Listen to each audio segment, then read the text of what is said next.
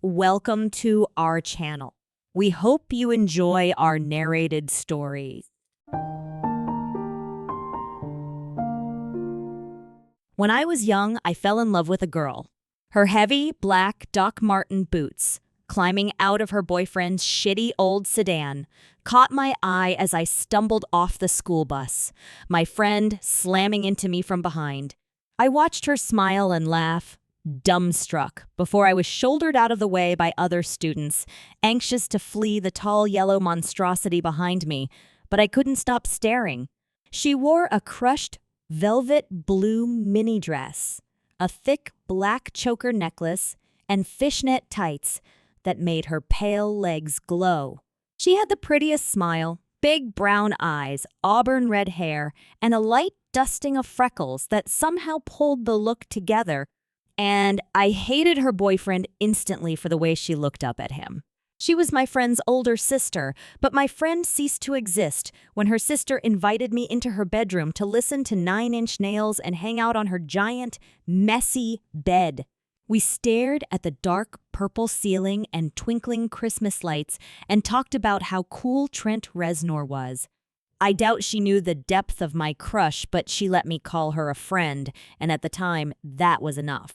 Eventually, she let me kiss her. But by then, I had given up on waiting for her to notice me and had fallen in love with others. A boy who became a high school football star. But it was the late 90s, and after an injury on the field, he became addicted to opioids and eventually overdosed and died. In art class, I fell for an upperclassman who had a shy laugh, smoked a lot of weed, and had a penchant for imitating Beavis and Butthead. It was always funny, even when it was stupid. The day before school let out for the year, he hung himself in his bedroom closet. When I was young, an ignorant, acne-ridden clown of a boy who liked to talk about the cost of gas prices and how many guns his dad owned made jokes to all our classmates that if you were bisexual, you were selfish and that it was okay for girls to kiss other girls if you were in porn or having a threesome reserved for the viewing pleasure of a man only. I remember everyone laughing. It echoed through the halls and followed me around between classes because I was young and confused, and suddenly I felt shackled by heteronormative expectations, afraid to speak up for myself because no one else seemed to like both boys and girls. But again, it was the 90s, and no one really talked about it either. So instead, I kept quiet and never came out publicly. When I was young, being a feminist meant a lot of things, all of which ascribed you graciously to a set of tangentially defined rules. A feminist hated men and fought the lizard patriarchy. She was definitely a bitch and thrived on the fringes of subculture, which was okay because it blunted the sharp edges of living in a society that normalized bad behavior. When I was young, my art teacher fell in love with me. He was old and balding and sweaty, and I can't remember if that's actually what he looked like or if it's the villainous image my memory recreates. He'd follow me into the dark room because I was the only student interested in pinhole photography, and he'd rest his hand on my 13-year-old hip and give it a squeeze. My friends and I would make fun of him and call him a pervert because I didn't know how to be afraid of him. I figured he loved to fall in love like I did. He taught me to batik and how to use gouache and oil paints. He taught me screen printing and pottery and how to make clay molds. He was the track coach after school and told the other girls to stretch their legs. Their boyfriends would appreciate it when they got older. He told me I was beautiful and liked to touch my hair.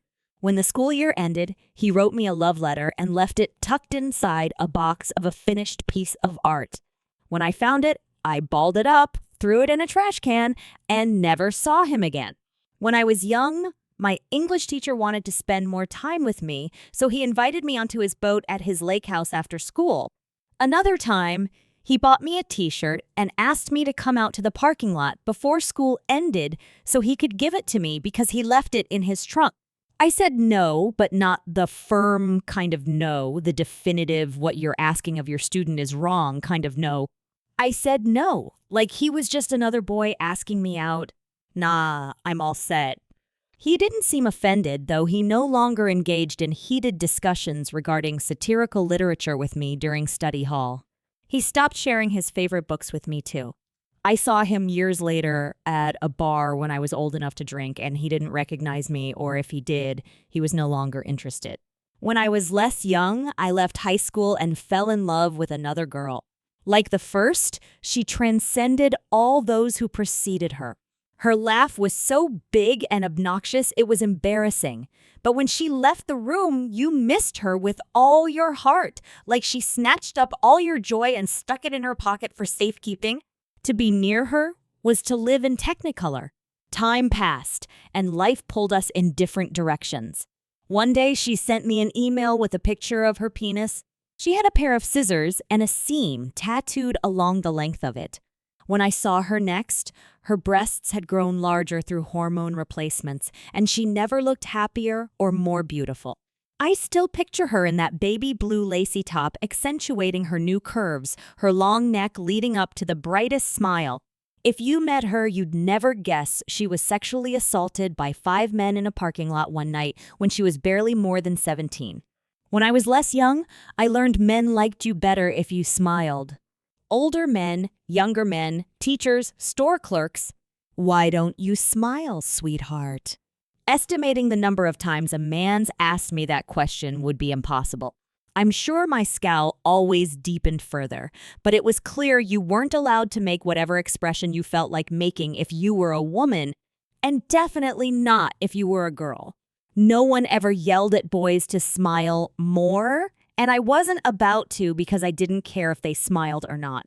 Why did they care if I did? When I was older, I fell in love with a man. Tortured by memories of abuse, he wasn't as easy to love as the others, and I'm never quite sure if it was to my benefit that I can now clearly define toxic love or if I'd have been lucky to avoid it altogether. He had muddled black prison tattoos covering the length of his arms, sold coke and heroin, played the drums, and was so punk rock I could sense his brooding for miles. He was half Mexican and the most intelligent person I had ever met. And he spoke with such eloquence and tumultuous sophistication, I knew wholeheartedly that I was inadequately prepared to love him. Eventually, I left him when he couldn't keep himself out of jail, and eventually he overdosed and died. When I was older, I watched the world disintegrate. Men got into trouble for asking girls to smile more. The same men who were incapable of understanding the similitude of controlling a girl's natural ability to communicate because it pleased their eyes and conditional intimidation. The same men who were casually held accountable for retaliating against women for their rejections, however slight, though their punishment most often came in the court of public opinion. And to some, maybe that was worse.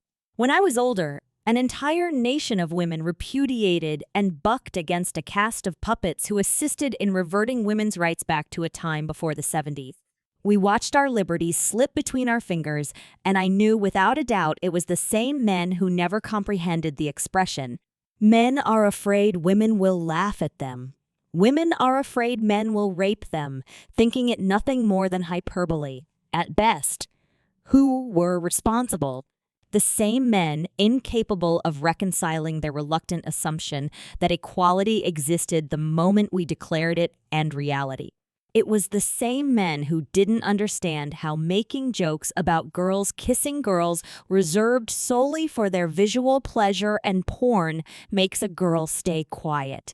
When I was older, I understood the extent of the patriarchal tendrils that festered and infected our world.